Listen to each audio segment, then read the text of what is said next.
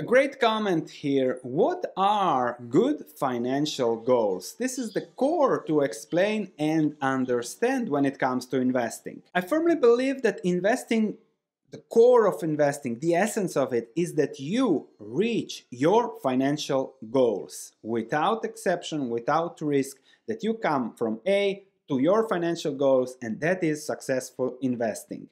When you get that, everything else with investing becomes much easier. Because when it comes to investing and stock market, in the short term, the market is a voting machine. And in the long term, it's a weighing machine.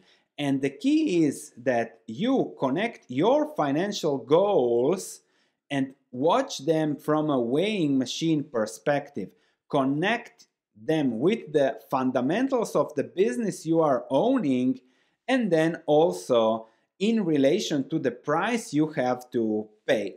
Let me explain this on Google as an example. So we recently discussed Google, we added it to our YouTube portfolio to follow it over time, but let's look whether Google is the right vehicle to lead you to your financial goals. So the current stock price is now 95, the P ratio is 18, and earnings per share are around $5.33.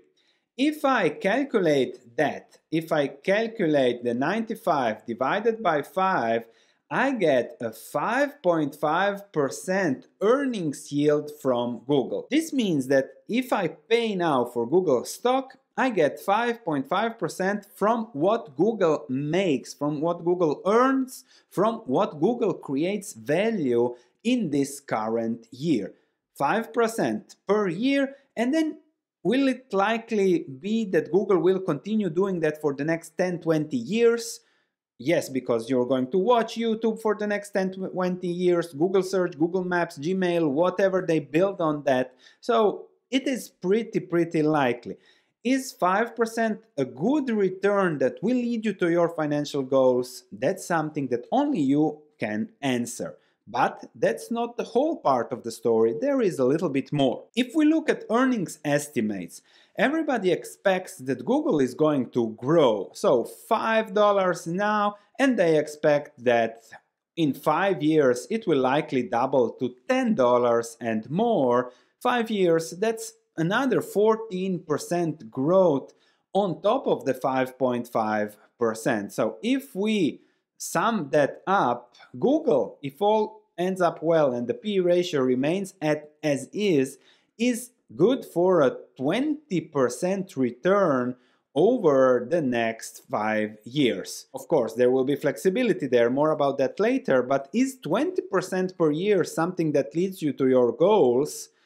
Absolutely, that's a 2.5, that's a 3x in 5 years. That's a staggering investing return and will bring you to your goals fast, of course. But that's a little bit too fast because we don't know whether that will happen or not. The stock is down at a level because the market is uncertain whether this will happen.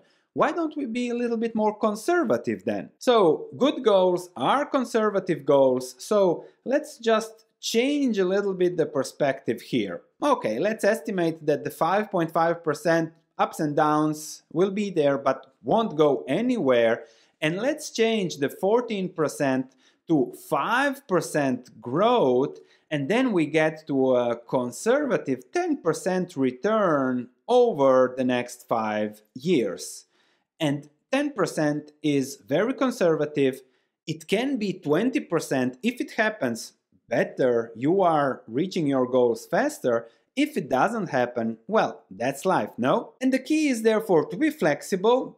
Maybe the 10% will happen in 2027, maybe in 2024, which will be 20-30%, maybe in 2029. So that's a core understanding when it comes to investing. Be flexible, accept that volatility, and sooner or later you will reach your goal. So if you're flexible with your goals, even better. So good investment goals are flexible goals. Then also flexibility from the personal side. If Google goes lower, it is an even better buy. Thus you can add more, you can increase your return by buying more, reinvesting. Google does buybacks for you, so that's also something to be flexible with your finances.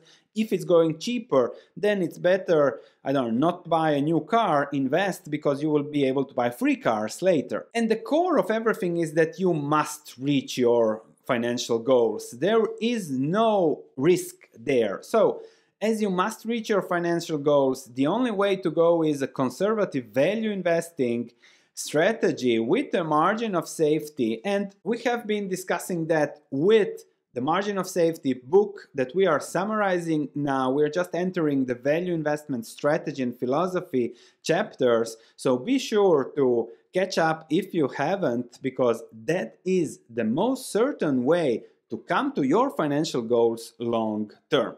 Hope you enjoyed this. Thanks for watching. I'll see you in the next video.